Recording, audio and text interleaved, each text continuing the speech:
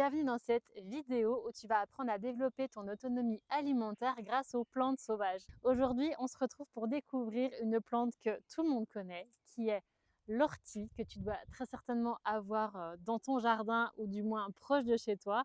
Donc c'est vraiment une plante que tu peux intégrer dans ton alimentation sans aucun problème, sauf si tu fais de l'insuffisance rénale.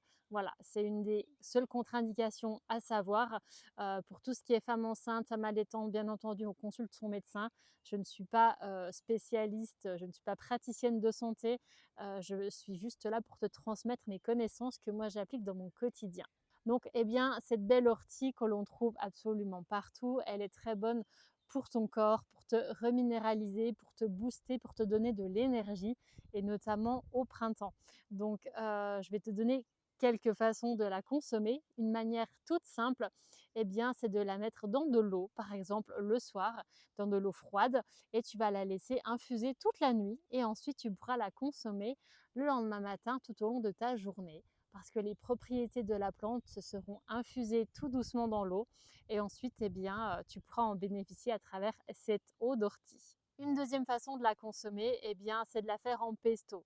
Pesto simple d'ortie ou un pesto avec du plantain, avec d'autres plantes, notamment l'égopode comme j'en ai juste ici.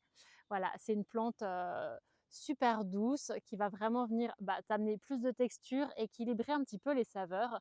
Mais tu peux également ajouter de la berce, du plantain, voilà, bien évidemment plein de plantes, du lamier pourpre. Qu'est-ce qu'on a encore par ici? Il y a du gaillet gratteron, voilà, donc tu peux vraiment faire un pesto très vivant, très varié et très coloré. Il y a le lierre terrestre que j'aime également beaucoup. Donc l'ortie en pesto, ça c'est un des must parce que tu vas bénéficier eh bien, de toutes ses propriétés crues, donc tu ne vas pas en perdre comme quand tu vas la cuire.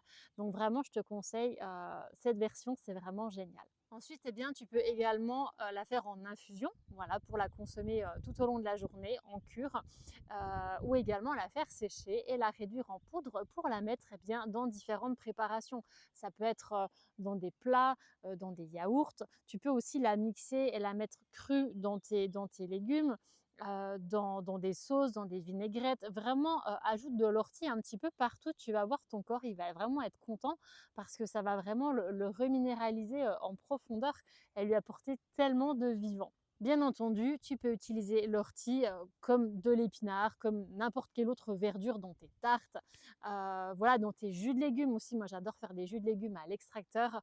Si tu veux, je te recommande une marque, n'hésite pas à me le dire en commentaire. C'est ma marque chouchou depuis plusieurs années. Et voilà, et j'adore ajouter donc des plantes sauvages dans mes jus de légumes parce que ça ramène encore plus de vitalité.